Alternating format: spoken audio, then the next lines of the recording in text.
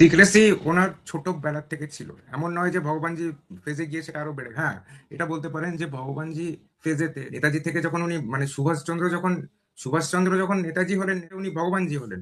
এই সুভাষচন্দ্র ফেজ থেকে এরকম সিক্রেসি হয়, তার সঙ্গে কথোপকথন যখন হচ্ছে আপনি তো ব্যক্তিত্বটা বুঝতে পারছেন, তার গলার আওয়াজটা তো শুনতে পাচ্ছেন, তার কথার বাচন ভঙ্গিটা তো শুনতে পাচ্ছেন।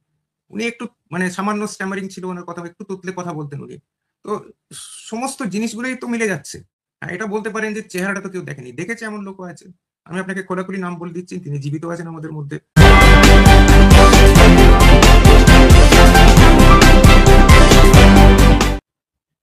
নমস্কার বন্ধুরা, সঙ্গে তন্ময় অনুষ্ঠানে আজকে আমাদের বিশিষ্ট অতিথি ডক্টর শঙ্কর চ্যাটার্জি। ডক্টর শঙ্কর চ্যাটার্জিকে আমাদের অসংখ্য ধন্যবাদ, তিনি তার ব্যস্ত সময় থেকে মূল্যবান সময় বার করে এসেছেন। শঙ্কর দা, আপনাকে স্বাগত সঙ্গে তন্ময়তে। নমস্কার। ভগবানজিকে আমরা কেন নেতাজি বলছি? কারণ নেতাজির ক্যারেক্টারিস্টিকের মধ্যে আধ্যাত্ম জীবনটা যেটা আমরা বলছিলাম, সেটা কি ভগবানজির মধ্যে ধরা পড়ছে? যে সেই জায়গাগুলো, কোন কোন জায়গাগুলো ধরা পড়ছে, যার জন্য অনেকেই বলছেন, প্রায় বেশিরভাগ ফৈজাবাদের মানুষ বলছেন, বা এখান থেকে কলকাতা থেকে যে ধরনের মানুষ গিয়েছিলেন তারাও বলেছেন যে তিনি হচ্ছেন নেতাজি সুভাষচন্দ্র বসু। শঙ্করদা। উনি যা যা ঘটনার কথা উল্লেখ করেছিলেন সমস্ত কিছু, এটা নেতাজি ছাড়া কারো জানার কথা নয়। তারপরে ওনার যা মানে কথা বলার যা ধরন, বা সেটাতে ওদের দৃঢ় বিশ্বাস জন্মায় যে উনি নেতাজি ছাড়া কেউ নন। ব্যক্তিত্ব যেরকম ছিল নেতাজি ছাড়া কেউ নন, হাতের লেখা ইত্যাদি। তো লীলা রায়ের মতন যে ঘনিষ্ঠ সহযোগী, যিনি আহ, মানে কনভিন্সড হয়েছিলেন যে উনি নেতাজির সঙ্গে কথা বলছেন, পরে আরো অনেকে গিয়েছিল, সমর গুহ গিয়েছিলেন, অনেকে গিয়েছিল। তারপরে যেটা হয়েছিল যে ওনার সঙ্গে যে ইন্টারাকশন হতো, শুধু তো কলকাতা থেকে যারা যেত তাদের সঙ্গে ইন্টারাকশন হতো না, আরো অন্যান্য লোকের সঙ্গে ইন্টারাকশন হতো। তার রামভবন থেকে তার চিঠিপত্র যেগুলো পাওয়া গেছে এবং রামভবন থেকে যা জিনিসপত্র পাওয়া গেছে, তার সেটা সব দিকে মানে সবকিছুই ইন্ডিকেট করে যে সবকিছুই নেতাজির সঙ্গে জড়িত। তার ফ্যামিলির ফটোগ্রাফ পাওয়া গেছে, তার যা যা জিনিসপত্র পাওয়া গেছে তার থেকে যা তার মানে রুচির যা পরিচয় পাওয়া যায়, তার যে ইন্টারেস্ট যেগুলো, তার যা পরিচয় পাওয়া যায়। তিনি যে কথোপকথন গুলো করতেন তার 90% ছিল আধ্যাত্মিক। বাকিটা কখনো আকারে ইঙ্গিতে তিনি রাজনৈতিক বা জিও পলিটিক্যাল ইভেন্ট গুলো উনি কখনো ইঙ্গিত করতেন, কখনো পূর্ব অভিজ্ঞতার কথা বলতেন, যদিও তিনি নিজের পূর্বাশ্রম সম্বন্ধে খুব একটা দিতেন না। কিন্তু ওনার কথার মধ্যে মাঝে মাঝে বেরিয়ে পড়তো। যখন ওনার ঘনিষ্ঠ সহযোগীরা মানে লীলা রায়, তারপরে ডক্টর পবিত্র মোহন রায়, এনারা যখন কনভিন্সড হয়েছিলেন আমাদের এখানে খুব একটা সন্দেহ করার মতন জায়গা নেই, পরবর্তীকালে তার হ্যান্ডরাইটিং মেলানো হয়েছে বলছি, তার মুখার্জি কমিশনের সময় তার যে সেখান থেকে পাওয়া যে দেশলাই বাক্সর ভেতরে যে দাঁতগুলো পাওয়া গেছিল, তার যে ডিএনএ রিপোর্ট নিয়ে যা মানে কাণ্ড কারখানা হয়েছে আমি বলবো, তার থেকেও এটা মানে ইন্ডিকেট করে যে উনি নেতাজি। এটা মানে খুব নাটশেলে বললাম আর কি, সেটা মানে তো গোটা একটা মুখার্জি কমিশন হয়ে গেছিল। জাস্টিস মুখার্জি দর্থহীন ভাষায় উনি এটা অবশ্য ব্যক্তিগত কথোপকথনের সময় উনি বলেছেন, সেটা রেকর্ড হয়ে গেছিল অমলানদার ক্যামেরাতে, সেটা অমলানদা পরে উনি ডিসক্লোজ করে দেন। সেটা উনি দেশের স্বার্থেই করেছিলেন, কিন্তু জার্নালিস্টিক এথিক্স হিসেবে আমরা যদি দেখতে যাই সেটা উচিত কাজ হয়েছিল, তাতে জাস্টিস মুখার্জি খুবই ক্ষুব্ধ হয়েছিলেন। কিন্তু উনি প্রকাশ্যে উনি ডিনাই করেননি, বা উনি কোনো আইনি পদক্ষেপ নেননি অমলানদার বিরুদ্ধে। তার থেকেই প্রমাণ হয়ে যায় যে উনি নেতাজি। নেতাজি যে উনি ভগবানজি, ভগবানজি এবং নেতাজি যে একই ব্যক্তি, তা এটা থেকেও প্রমাণ হয় উনি যা যা কথা বলেছিলেন, যা যা চিঠিপত্র লিখতেন, তার থেকে সমস্ত থেকে আভাস পাওয়া যায় যে উনি নেতাজি ছাড়া আর কেউ নন। এটা একেবারে একদম নাটশেলে ছোট্ট করে বললাম। এটা জাস্টিস মুখার্জি কমিশন 5 বছর ধরে চলেছে। তারপরে 2 দশক বা 3 দশক ধরে তার মানে বাণী লেখা ইত্যাদি জয়শ্রী ম্যাগাজিনে বেরিয়েছে। ওই মহামানব আসে বইটি লেখা হয়েছে। হ্যাঁ, ডক্টর মধুসূদন পাল তার সারা জীবনের সমস্ত রিসার্চ করে তিনি বই লিখেছেন। আহ, আরো অনেক রিসার্চাররা তারা কাজ করেছেন। অনুজ ধরও কাজ করেছে তার মানে নিজের চাকরি বাকরি ছেড়ে দিয়ে। প্রত্যেকেরই একই ওপিনিয়ন যে উনি হচ্ছেন নেতাজি। এই যে ওনাকে পর্দার আড়াল থেকে দেখি অতুল সেন এবং পবিত্র মোহন রায় স্থির সিদ্ধান্তে পৌঁছালেন, মানুষটা শরীর বা অবয়ব কিছুই না দেখে বুঝতে পারলেন, শুধু কথার মাধ্যমে বুঝতে পারলেন যে এই মানুষটা হচ্ছে নেতাজি সুভাষচন্দ্র বসু। আহ দ্বিতীয়ত হচ্ছে সমর গুহের কথা আমরা বলতে পারি। সমর গুহ একজন খুব ইম্পর্টেন্ট পার্সন, যিনি নাকি পার্লামেন্টে ঝড় তুলেছিলেন নেতাজি সুভাষচন্দ্রের অন্তর্ধানের ব্যাপারে। তো সমর গুহের সঙ্গেও দেখা হয়েছে কিনা সরাসরি সেটা আমরা জানি না, কিন্তু অদেখা একটা মানুষের সঙ্গে অদেখা একটা মানুষকে না দেখেই কিভাবে তারা এই সিদ্ধান্তে উপনীত হচ্ছেন যে এই লোকটাই নেতাজি সুভাষচন্দ্র বসু। আর দ্বিতীয় আরেকটা, প্রথমে আমি যে প্রশ্নটা করেছিলাম সেটা হচ্ছে যে আমরা নেতাজি তরুণের স্বপ্ন পড়েছি, সুভাষচন্দ্র বসু তরুণের স্বপ্ন পড়েছি, যেখানে তার নানান আধ্যাত্ম জীবনের কথা আমরা জানতে পাচ্ছি। এবং জেলের ভেতর থেকেও তিনি সম্ভবত দুর্গাপূজার আয়োজন করছেন। হ্যাঁ, এর মধ্যে দিয়েও তিনি একটি সংহতির বার্তা দিচ্ছেন। এবং কিন্তু পরবর্তী ক্ষেত্রে ভগবানজির কোন ক্যারেক্টারিস্টিক বা বৈশিষ্ট্য, আপনি ওই মহামানব আশের কথা বলছেন, বা সেখানকার যে কথাগুলো যারা নাকি পরবর্তী সময় শুনে শুনে চারণিকের ইয়েতে লিখেছেন, তো সেই জায়গা থেকে আহ কোন কোন ক্যারেক্টার দেখে বোঝা যাচ্ছে, মানে কথা শুনে বোঝা যাচ্ছে যে এই মানুষটা, আর কোনো দ্বিধাদ্বন্দ্ব নেই যে এই মানুষটাই নেতাজি সুভাষচন্দ্র বসু। ওই মহামানব আশের কথা যখন বললেন, সেখানে ওটেন ইনসিডেন্টের কথা ডিটেলসে লেখা রয়েছে। উনি বলেছেন যে হোটেলের উপর যে ছাত্ররা যে প্রহার করেছিল, আহ, সেটা কখন কি অবস্থায় ঘটেছিল এবং উনি কোথায় ছিলেন। উনি লাইব্রেরিতে ছিলেন, উনি স্পটে ছিলেন না।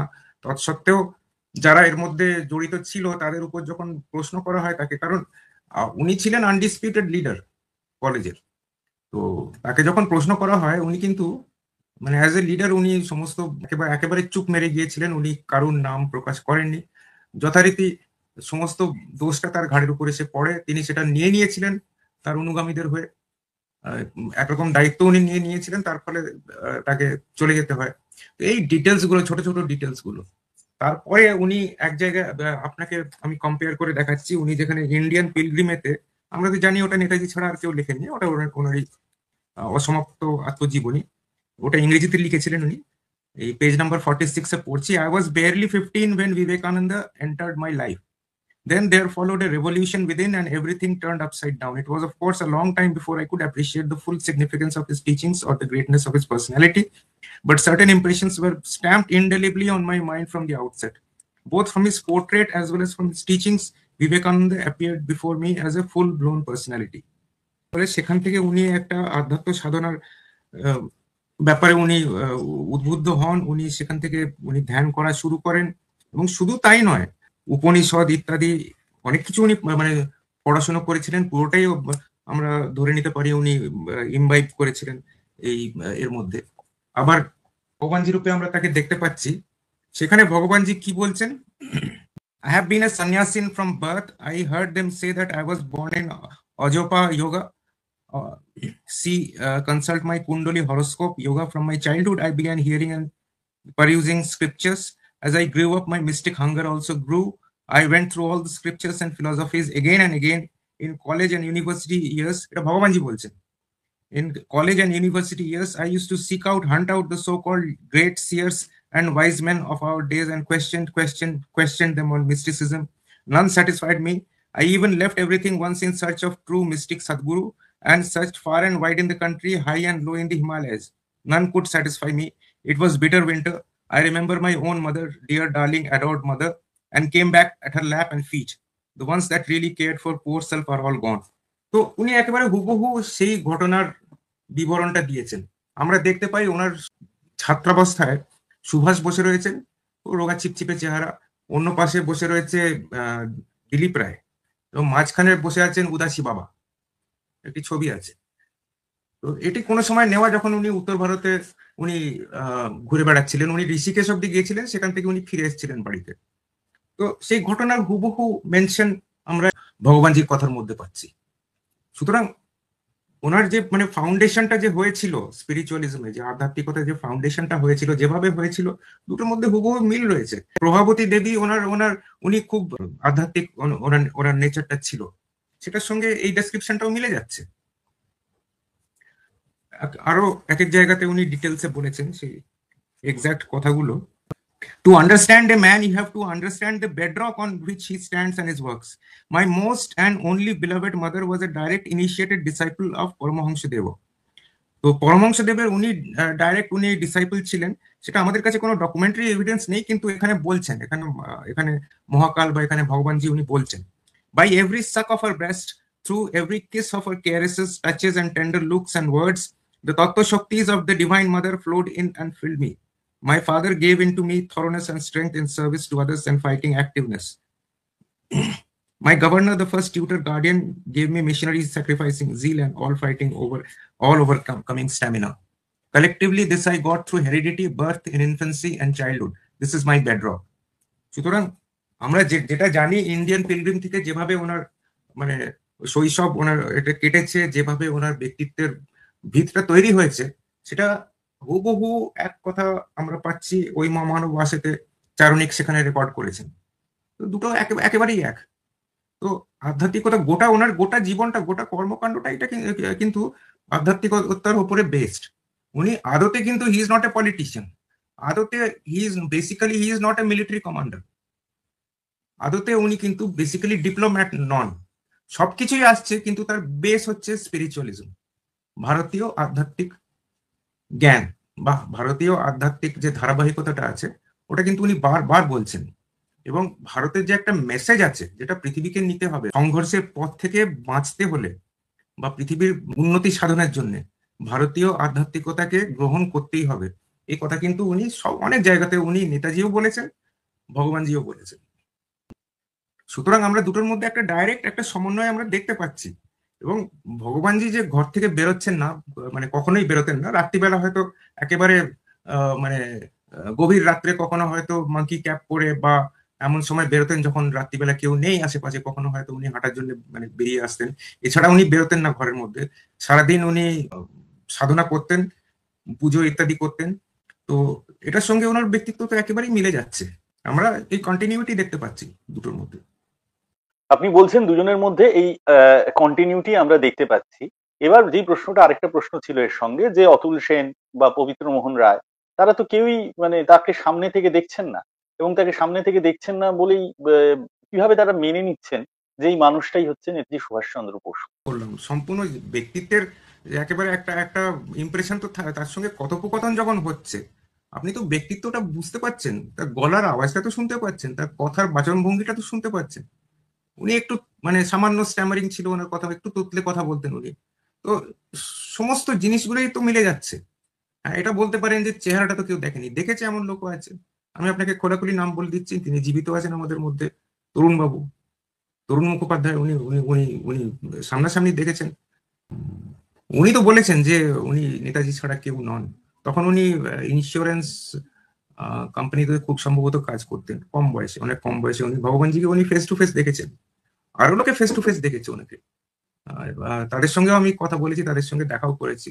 ডক্টর রঘুনাথ প্রসাদ মিশ্র, ওনার পুত্র নিরুপম, এনারা সবাই অনেকেই ফেস টু ফেস দেখেছে। আমাদের রীতা দিও ফেস টু ফেস দেখেছেন, মিসেস রীতা ব্যানার্জি, তিনিও আছেন।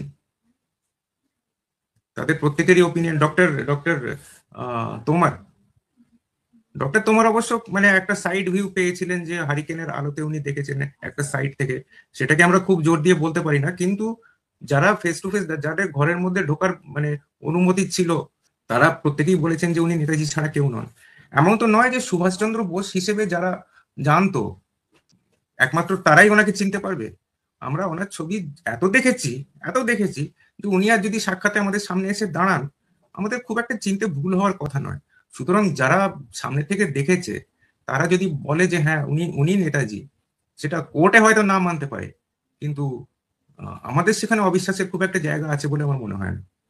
শঙ্করদা, একটা খুব গুরুত্বপূর্ণ কথা আপনি বলছেন, যে নেতাজির মূল জায়গাটা হচ্ছে স্পিরিচুয়ালিটি, যেটা আপনি বললেন, এটা খুবই ইম্পর্টেন্ট কথা। এবং সে স্পিরিচুয়াল কেন্দ্র করে তার যখন যৌবন কাল, সেটা আমরা জানি, দিলীপ কুমার রায়ের কথা আমরা জানছি। এবং তারপর আমরা দেখতে পাচ্ছি যে তিনি তারপর আস্তে আস্তে তিনি যখন রাজনীতিতে যখন তিনি চলে আসছেন, তখন তার আধ্যাত্মিকতার সঙ্গে সেই পরিমাণ যোগাযোগ থাকছে না। মানে যেই পরিমাণ যোগাযোগ শৈশবে ছিল, হ্যাঁ, সেই পরিমাণ যোগাযোগটা আধ্যাত্মিকতার সঙ্গে থাকছে না, কিন্তু থাকছে। মানে মাঝে মধ্যেই সেটা একটা স্পার্কের মতো বেরিয়ে পড়ছে। কিন্তু তিনি কিন্তু দেশ, পলিটিক্স, স্বদেশকে কেন্দ্র করে যতটুকু রাজনীতির প্রয়োজন সেটা কিন্তু তার মধ্যে পূর্ণ জাগরণ, এবং তিনি যেটা বুঝতে পারছেন যে এটা একদম মাতৃশক্তির মাধ্যমে দেশকে জাগরণ করা প্রয়োজন। এটা তিনি বহুবার বহু জায়গায় বলছেন, এবং যেটা আমি আগেও বললাম যে দুর্গাপূজার কথাটা তিনি কয়েক সব মানে জেলের বন্দীদের নিয়ে দুর্গাপূজা করছেন, একটা সংহতির বার্তা দিচ্ছেন। এবার চলে আসছি ভগবানজির ফেজে। ভগবানজির ফেজে যখন চলে আসছি, তখন কি স্পিরিচুয়ালিটিটাই একমাত্র মানে, এবং সেটা অনেকটা বেশি স্পিরিচুয়াল বিষয়টা কি কি তার মধ্যে কেন্দ্রভূত হচ্ছে। আহ পলিটিক্যাল জায়গাটা সেখান থেকে অনেকটা আগের তুলনায় স্তীমিত হয়ে যাচ্ছে, কারণ যে সুভাষ জার্মানে চলে গেছে, যে সুভাষ রাশিয়ায় গেছে, যে সুভাষ হিটলারের সঙ্গে হাত মিলিয়েছে, সাবমেরিনে যাত্রা করেছে, সেটা অনেকটা গুপ্ত জায়গায় কি চলে আসছে না? ওনার গোটা কর্মকাণ্ডটাই স্পিরিচুয়াল, গোটা কর্মকাণ্ডটাই স্পিরিচুয়াল। আপনি বললেন, আমি একটা জিনিস বলতে ভুলে গেছিলাম, ছোট ছোট অনেকগুলো জিনিস বললাম। উনি আবার উনি বরদাচরণ মজুমদারের কাছে গিয়ে উনি দীক্ষা নিয়েছিলেন ক্রিয়াযোগেতে। সেই সময় ওনার সঙ্গে আহ, কবি নজরুল ইসলামও ছিলেন, তিনিও ছিলেন। আপনি বলছেন জার্মানিতে যখন উনি চলে যান বা যখন রাজনৈতিক কর্মজীবনে উনি প্রবেশ করেন, সমস্ত ব্যাপারে যে- উনি কিন্তু গিয়ে আগে কালী পুজো করতেন। এখান থেকে যে মহানিষ্ক্রমণটি ঘটেছিল সেই সময় উনি কালী পুজো করেছিলেন। দক্ষিণেশ্বর থেকে উনি ওনার জন্য প্রসাদ এসেছিল। তারপরে উনি যাত্রা শুরু করেন, যাত্রা শুরু করার আগে উনি দক্ষিণেশ্বরে এক প্রসাদ গ্রহণ পেয়েছিলেন। তারপরে উনি জার্মানিতে গিয়ে, জার্মানিতে আপনি বললেন যে ওখানে চলে গেলেন, আর উনি যখন ঝাঁপিয়ে পড়লেন দ্বিতীয় বিশ্বযুদ্ধের সময় বা বিদেশ ভ্রমণের সময়, ওনার আধ্যাত্মিকতার ব্যাপারটা কিন্তু সমপরিমাণেই আমি বলবো যে ছিল। কিটি কুর্তির যে বই আছে, কিটি কুর্তি যে জার্মান জুইশ ভদ্রমহিলা, উনি তো পরিষ্কার লিখেছেন যে ওনাকে দেখেই মনে হতো যে he is gods person, he is gods man, ঈশ্বরের দূত। তো তাকে দেখে একজন বিদেশি মহিলার ঈশ্বরের দূত বলে মনে হচ্ছে। তো তার মধ্যে আধ্যাত্মিকতার গোটা তার অরাটাই হচ্ছে মানে স্পিরিচুয়াল। দূর থেকে যে দেখছে বা যার দেখার চোখ আছে তার কাছে একেবারে স্পষ্ট। আচ্ছা, যখন দ্বিতীয় বিশ্বযুদ্ধ যখন চলছে, উনি যখন রেঙ্গুনেতে আছেন বা উনি যখন সিওনান বা সিঙ্গাপুরে আছেন, উনি রাত্রিবেলা চলে যাচ্ছেন রামকৃষ্ণ মিশনে, সেখানে সেখানে গিয়ে উনি ড্রেস চেঞ্জ করে নিয়ে, ড্রেস পরে নিয়ে উনি ভেতরে বসে ধ্যান করছেন, 2-3 ঘন্টা ধ্যান করছেন। যখন বেরিয়ে আসছেন তখন তার গোটা চেহারার মধ্যে একটা উজ্জ্বল আভা, যারা দেখেছে অনেকেই দেখেছে। এমনও কথিত আছে যে উনি নিজের ঘরের মধ্যে বসে মেডিটেশন করছেন, এবং সেই সময় কোনো জাপানিজ অফিসার একটা খুব আর্জেন্ট কিছু মেসেজ নিয়ে সে চলে এসেছিল, কিন্তু এর কোনো প্রমাণ নেই, এগুলো হচ্ছে ওরাল ভার্জন, এগুলো চলে এসছে। সে গিয়ে হঠাৎ দরজা খুলে দেখে যে উনি ধ্যানস্থ, পুরো মানে চেহারাটা একেবারে জ্যোতির্ময়, এবং কিছুটা মানে মাটির থেকে উনি লেভিটেট করে মানে উপরে উঠে আছেন, শূন্যে ভাসছেন। এরকম সে দেখে সে মানে সে ভয়ে অজ্ঞান হয়ে যায়, পড়ে যায় ওখানে। তো কি ঘটেছিল, সে কি দেখেছিল, এর কোনো রিটেন রেকর্ড কিন্তু নেই, কিন্তু এই কাহিনী প্রচলিত আছে। সুতরাং এটা এটা কতটা কি কতটা ফ্যাকচুয়াল আমি বলতে পারবো না, কিন্তু উনি আগাগোড়া উনি উনি উনি আধ্যাত্মিক ছিলেন। এবং ওনার কাছে সবসময় একটা ছোট্ট একটা ব্যাগের মধ্যে একটা ছোট্ট 2 ইঞ্চি ইন্টু 2.5 ইঞ্চি একটা ছোট্ট একটা গীতা থাকতো। এবং স্বামী ভাস্বরানন্দ সিঙ্গাপুরের অধ্যক্ষ ছিলেন রামকৃষ্ণ মিশনের, সেই সময় উনি ইনচার্জ ছিলেন। উনি একটা চণ্ডী ওনাকে দিয়েছিলেন। তো এই দুটো বই ওনার ওর মধ্যে থাকতো, এবং ওই ওই ছোট্ট ব্যাগের মধ্যে, এবং তার সঙ্গে একটি জপের মালা। তো উনি ধ্যান জপ রেগুলার করতেন। সুতরাং এই আধ্যাত্মিক সুভাষ মানে ট্রান্সফর্ম হয়ে গেল রাজনৈতিক সুভাষ, সেখান থেকে উনি ট্রান্সফর্ম হয়ে গেলেন ডিপ্লোম্যাটিক সুভাষ, সেখান থেকে উনি হয়ে গেলেন মিলিটারি কমান্ডার সুভাষ। আধ্যাত্মিকতা ভ্যানিশ হয়ে গেল, এরকম ব্যাপারটা কিন্তু ঘটেনি। গোটা জিনিসটাই উনি কর্মযোগীর মতন। ওনার সঙ্গে একমাত্র আমি তুলনা করব পার্থসারথী কৃষ্ণ। আমরা যেরকম মহাভারতে দেখেছি পার্থসারথী কৃষ্ণ যে যুদ্ধের মধ্যে রয়েছেন, রণাঙ্গনে রয়েছেন, বা অর্জুনকে উনি বিশ্বরূপ দর্শন করাচ্ছেন, গোটা ব্যাপারটাই তো স্পিরিচুয়াল। তো এখানেও তাই আমি বলবো যে পুরো স্পিরিচুয়াল বেসের উপর উনি যা যা কিছু করে যাচ্ছেন, স্পিরিচুয়াল বেসের উপর উনি করে যাচ্ছেন। এটা আমি তো এইভাবেই দেখি। তো তিনি যখন ভগবানজি রূপে প্রকাশিত হচ্ছেন কিছু কিছু মানুষের কাছে, যেমন কলকাতা থেকে যেতেন বিজয় নাগ যেতেন, হ্যাঁ উল্লেখযোগ্য।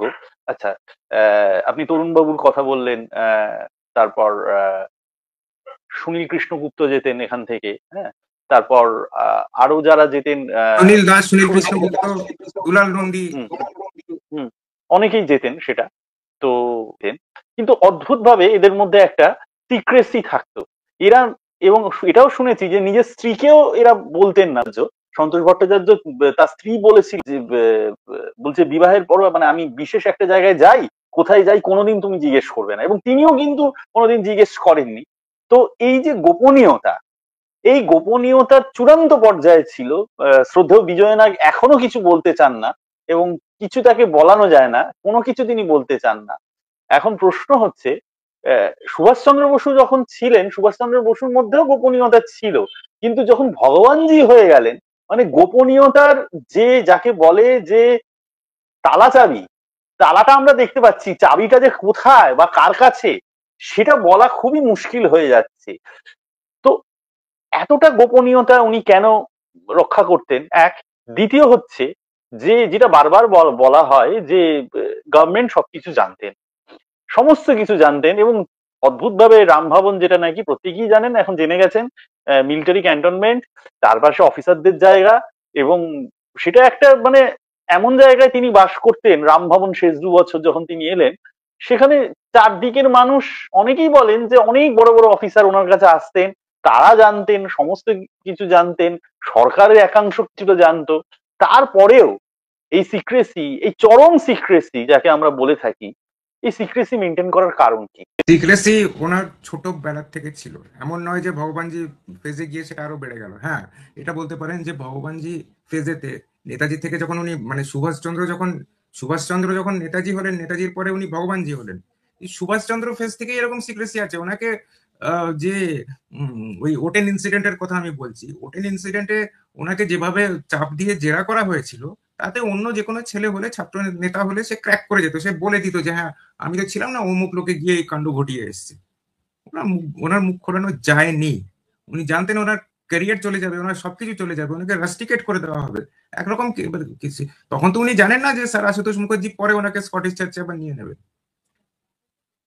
আমার ক্যারিয়ার শেষ হয়ে যাবে। কিন্তু উনি যেটা উনি পরে যেটা বলেছেন, ভগবানজি যেটা বলেছেন, একবার চুপ তো একেবারেই চুপ, উনি মুখ খুললেন না। তেমনি উনি যখন আহ, কলকাতা থেকে যখন উনি মহানিষ্ক্রমণ করছেন, তখন আহ, ওটা হয়ে যাবার পরেও ওনাকে যখন পরে জিজ্ঞেস করা হয়েছিল যে আপনি কিভাবে এলেন, উনি কিন্তু বলতে রাজি হননি। তার কারণ হচ্ছে উনি বলেইছিলেন যে আমাকে যারা যারা সাহায্য করেছে তারা সবাই জীবিত, সুতরাং এই কথা কোনোদিনই বলা যাবে না যে কারা আমাকে ওখান থেকে চলে আসতে সাহায্য করেছিল। উনি বলেননি, উনি মুখ খোলেননি, শেষ অব্দি মুখ খোলেননি উনি। তো নেতাজি যেভাবে কাজ করতেন, ওনার ডান হাত জানতে পারতো না যে বাঁ হাত কি করছে, সেই কম্পার্টমেন্টালাইজেশনটা উনি পরেও মেনটেন করেছেন। আপনি যাদের কথা বললেন আর কি, যেমন সন্তোষ ভট্টাচার্যের কথা বললেন, তারপরে দুলাল নন্দী। দুলাল নন্দী তো আমার একটা ফ্যামিলি লিঙ্ক ছিল ওনার সঙ্গে। এবং পরে যখন আমি দুলাল কাকু বলে ডাকতাম, তো দুলাল কাকুকে যখন জিজ্ঞেস করেছিলাম যে এই যে আপনি মানে এত বড় কর্মকাণ্ডের মধ্যে ছিলেন, আমরা ঘুণাক্ষরে করে ছোটবেলা থেকে চিন্তা আপনাকে, তো উনি বলেছেন তুমি কি করে জানবে, তোমার কাকিমাই জানতো না। সবার বাড়ির মধ্যে একটা গল্প চালু ছিল যে এই দুর্গাপুজো নাগাদ এবং জানুয়ারি মাসের শেষের দিকে হিমালয় থেকে কোনো এক গুরুদেব আসেন, তিনি তার কাছে সব শিষ্যরা দেখা করতে যায়, এবং এটা নিয়ে কোনো প্রশ্ন করা চলবে না, প্রশ্ন করা যাবে না। সুতরাং বাড়ির লোকে, পরিবারের লোকেও জানতে পারেনি। পরে হয়তো জিনিসটা কিছুটা কিছুটা একটু লুজনিং হয়েছিল। যেমন পবিত্র মোহন রায়ের ক্ষেত্রে ওনার ছেলে উনি রণেন্দ্র মোহন রায় উনি গিয়েছিলেন, বা লীলা রায়ের পালিত পুত্র বিজয় নাগ উনি গিয়েছিলেন। তো হয়তো যেটুকুন হয়েছে খুব সামান্য হয়েছে, এবং যা হয়েছে, যারা গেছে, যারা সেখানে উপস্থিত থেকেছে, তারা প্রত্যেকেই মন্ত্রগুপ্তিতে শপথ নিয়েছে, এবং মন্ত্রগুপ্তিতে যারা শপথ নেয় তাদেরকে কোনোভাবে কিছুতেই মুখ খোলাতে পারবেন না বা যায় না। এটা আমি আমার অভিজ্ঞতা থেকেই বলছি, কারণ দুলাল কাকুর সঙ্গে ভালো যোগাযোগ ছিল। উনি কিন্তু একটা কথাও আমাকে কোনোদিন বলেননি। উনি গত হয়েছেন, কিন্তু উনি মুখ খোলেননি। সুতরাং যে মন্ত্রগুপ্তি যা ছিল কেউ ভাঙেননি। একটা জায়গায় খানিকটা ওনারা ওনারা ডিসক্লোজ করেছেন, খানিকটা ওনারা করেছেন, সেটা হচ্ছে মুখার্জি কমিশনের সময়। মুখার্জি কমিশনের সময় যখন সবাইকে সামান পাঠানো হলো, যে ডক্টর অলোকেশ বাগচি, উনি যখন ওনার এফিডেভিটে প্রত্যেকের নাম মেনশন করে উনি যখন বললেন যে এরা এরা ওখানে যেতেন, যারা যারা আছেন, যারা যারা জীবিত আছেন তারা ওখানে যেতেন, তখন তাদের কাছে সামান এলো এবং তারা মিলিতভাবে ডিসাইড করলেন যে তারা কিছুটা হয়তো ডিসক্লোজ করবেন, এবং সেখানে গিয়ে কিছুটা তারা ডিসক্লোজ করেছেন। কিন্তু তা সত্ত্বেও মানে সেটা টিপ অফ দি আইসবার্গ, এটুকুন বলা যেতে পারে। অধিকাংশ জিনিসই আমাদের আজকে এই মন্ত্রগুপ্তির জন্য আজও অজানা। এখানে একটা প্রশ্ন আছে যে আপনি বলছেন মন্ত্রগুপ্তির জন্য অজানা, কিন্তু জয়শ্রী পত্রিকায় কিন্তু যেভাবে লেখা হচ্ছে সেই লেখা থেকে কিন্তু আমরা বুঝতে পারছি, এবং পুরনো জয়শ্রী যদি দেখা যায় সেই জয়শ্রী থেকে কিন্তু আমরা বুঝতে পারছি যে কার কথা এটা বলা হচ্ছে। পরবর্তী সময়ে যখন নানান ধরনের জয়শ্রী ওই মহামানব আসে যখন বেরোচ্ছে, নানান সংস্করণ অশেষ যখন বেরোচ্ছে, আমরা ধরে নিতে পারছি যে এই মানুষটা হচ্ছে নেতাজি সুভাষচন্দ্র বসু এবং এছাড়া আর কেউ না। তাহলে একদিকে মন্ত্রগুপ্তিটা উনি সর্বসমক্ষে বলা হচ্ছে না, আবার অন্যদিকে সেখানে ছাপা অক্ষরে প্রকাশিত হচ্ছে। তাহলে কি ধরনের এটা মন্ত্রগুপ্তি, এটা নিয়ে যদি শঙ্করদা আপনি আমাদের কিছু বলেন। না, এটা নিয়ে বলার মতন কি বলবো, কম্পিটেন্স আমার নেই। কারণ তারা তারা নিজেরা কতটা মানে ডিসক্লোজ করতে অথরাইজড, কতটা তারা মানে মনে করেছেন যে ডিসক্লোজ করা উচিত, কতটা কোনটা ডিসক্লোজ করা উচিত নয়, সেটা তো আমি বলতে পারবো না। সুতরাং মানে যেটা যেটা বলতে পারি, I can only speak for my self. আমি তো ওনাদের হয়ে বলতে পারি না যে ওনারা কোনটাকে উচিত মনে করেছেন, কোনটাকে অনুচিত মনে করেছেন। এখন এইটুকুন বলতে পারি যে যখন 70-এর দশকের শুরু থেকে বা 60-এর দশকের শেষ থেকে যখন এটা একেবারে ক্রিপ্টিক মানে সিক্রেট আকারে আহ, বেরোতে শুরু করলো এক একটা ইস্যুতে, জয়শ্রী প্রত্যেকটা ইস্যু কিন্তু আগে ওনাকে দেওয়া হতো, উনি নিজে কারেক্ট করে দিতেন যে হ্যাঁ এটা হবে, এটা হবে না ইত্যাদি, মানে কেটে কুটে হয়তো গোটা আর্টিকেলই বাদ দিয়ে দিলেন। তো এইরকম ব্যাপার ছিল। সেটা 85 পরের থেকে কিন্তু এই ব্যাপারটা নেই। তার কারণ 85 পরে তো আমরা পাচ্ছি না ভগবানজিকে। 85 16ই সেপ্টেম্বরের পরে ভগবানজিকে আমরা মানে প্রকট হিসেবে পাচ্ছি না। তো কি হয়েছিল আমি সেটা বলতেও পারবো না। তো তার পরের ব্যাপারটা কিন্তু আমি যারা জয়শ্রী যারা সম্পাদক ছিলেন, যারা লিখেছেন, চারণিক যিনি ওই মহামানব আসের যিনি লিখেছেন, তিনি কতটা আহ, বলবেন কতটা না বলবেন, আহ, সেই ব্যাপারটা তো তার হয়ে আমি বলতে পারবো না। তো ওই জন্য এটার উপরে কমেন্ট করাটা আমার কোনো কম্পিটেন্স নেই।